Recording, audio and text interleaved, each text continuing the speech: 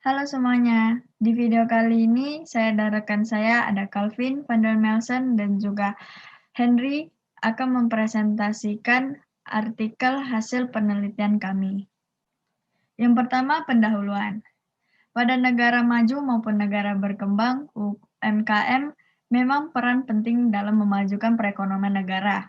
Usaha untuk mengurangi kendala yang dihadapi UMKM sangatlah penting dan sangatlah dibutuhkan agar UMKM dapat lebih maksimal dalam memberikan kontribusi untuk memajukan perekonomian suatu negara, khususnya yaitu di Indonesia. Motivasi juga merupakan suatu dorongan dari dalam diri seseorang yang membuat seseorang melakukan sebuah tindakan yang besar. Berikutnya adalah landasan teori mengenai perancangan tenaga kerja atau manpower planning. Perencanaan tenaga kerja adalah suatu proses di mana pihak-pihak yang berwenang dalam perusahaan berusaha untuk menyesuaikan jenis pegawai yang tepat pada waktu maupun posisi yang tepat agar mampu mencapai hal yang diinginkan oleh suatu perusahaan.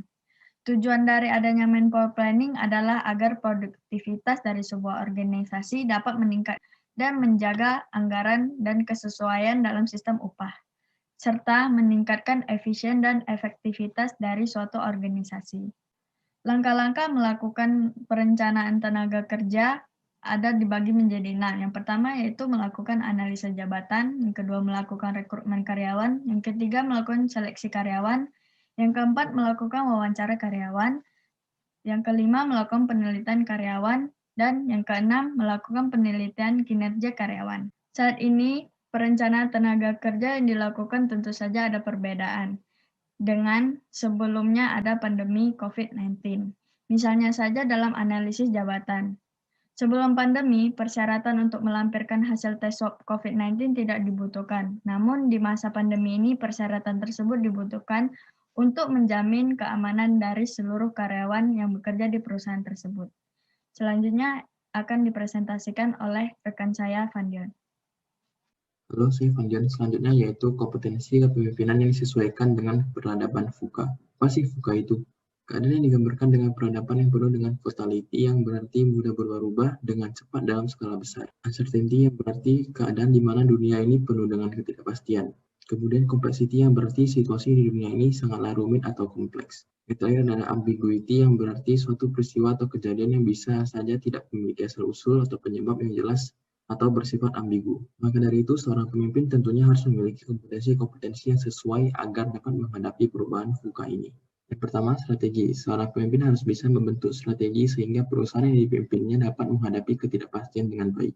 Yang kedua, eksekutor. Pemimpin juga sebaiknya dapat mengeksekusi atau menjalankan strategi yang dibuat sebelumnya.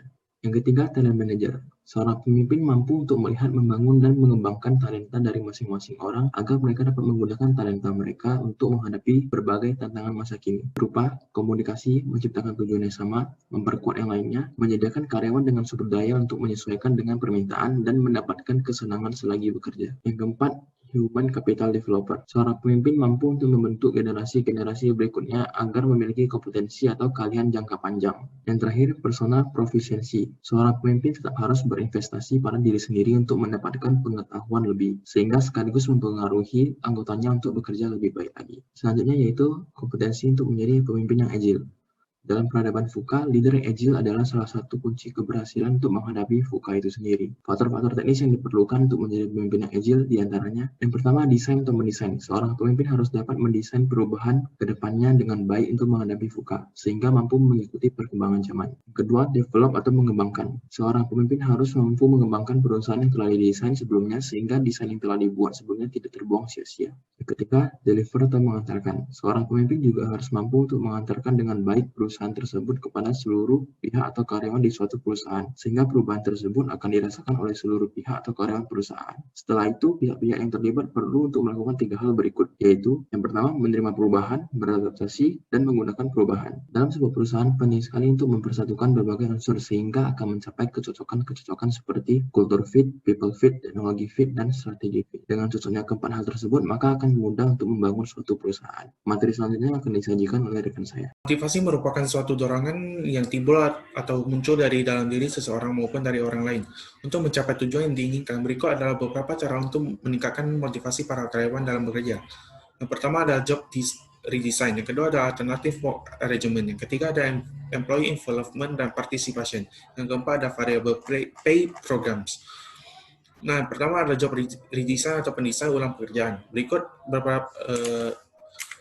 beberapa contoh job rotation. Yang pertama itu job rotation atau rotasi pekerjaan. Yang kedua ada relation job design. Yang kedua ada alternative work arrangement, merupakan penyusunan yang menimbulkan bagi para pekerjaannya yang berhalangan untuk bekerja pada suatu momen. Terdapat beberapa bentuk dari alternative work arrangement, di antaranya ada flex time atau waktu yang fleksibel, ada job sharing atau berbagi pekerjaan, dan telecommuting. Yang ketiga ada employee involvement dan participation atau EIP. Beberapa pembagian dari employee involvement dan participation adalah sebagai berikut. Participative management.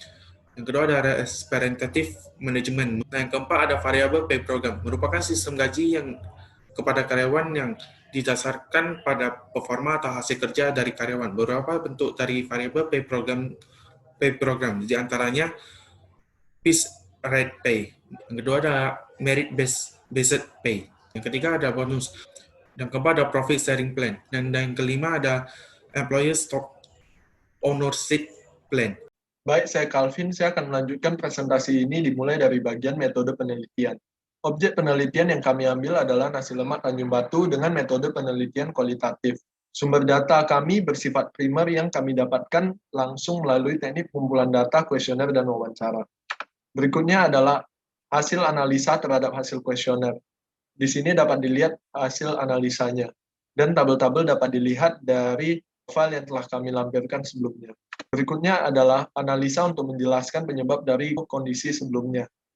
Untuk poin pertama, penyebabnya adalah adanya penghargaan atas hasil kerja keras mereka dan pembayaran gaji yang tepat waktu. Untuk penyebab dari poin kedua, mereka mengatakan bahwa gaji tidak sesuai UMK, yang menyebabkan mereka tidak yakin akan dapat memenuhi kebutuhannya di masa yang akan datang. Berikutnya adalah analisa terhadap manpower planning untuk UMKM ini. Untuk UMKM ini kami sarankan menggunakan manpower planning yang sederhana, yaitu melakukan analisa jabatan, melakukan rekrutmen karyawan, melakukan seleksi karyawan, dan melakukan pelatihan karyawan. Berikutnya adalah analisa terhadap kompetensi kepemimpinan yang disesuaikan untuk menghadapi peradaban VUCA. Nah, menurut hasil analisa kami, bahwa kompetensi kepemimpinan yang paling cocok untuk UMKM ini adalah talent manager, di mana talent manager ini dapat mengembangkan talenta dari masing-masing karyawan untuk menghadapi peradaban VUCA. Berikutnya adalah analisa terhadap kompetensi untuk menjadi pemimpin yang agile untuk UMKM ini. Pemimpin dari UMKM ini sudah memiliki kemampuan teknis, yaitu mendesain, mengembangkan, dan mengantarkan perubahan kepada seluruh unsur dari usahanya. Berikutnya adalah kemampuan teknis karyawan terhadap perubahan. Karyawan pada UMKM ini sudah mampu menerima, beradaptasi, dan menggunakan perubahan dengan sangat baik. Berikutnya adalah analisa terhadap pengaplikasian konsep motivasi pada UMKM ini.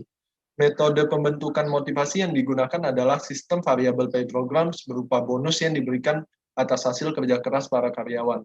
Hasil dari pengaplikasian konsep motivasi pada UMKM ini adalah peningkatan kinerja karyawan. Berikutnya adalah kesimpulan dan saran. Kesimpulan untuk artikel kali ini adalah penerapan konsep motivasi menghasilkan peningkatan kinerja karyawan. Yang kedua, penerapan motivasi dari UMKM ini belum sempurna. Berikutnya adalah saran. Saran untuk UMKM ini adalah tetap konsisten untuk menerapkan konsep motivasi dan menerapkan gaji sesuai dengan UMK untuk mengatasi permasalahan yang terjadi sebelumnya. Sekian presentasi dari kelompok kami. Jika ada kesalahan dalam bertutur kata maupun dalam penyampaian materi, kami mohon maaf dan terima kasih.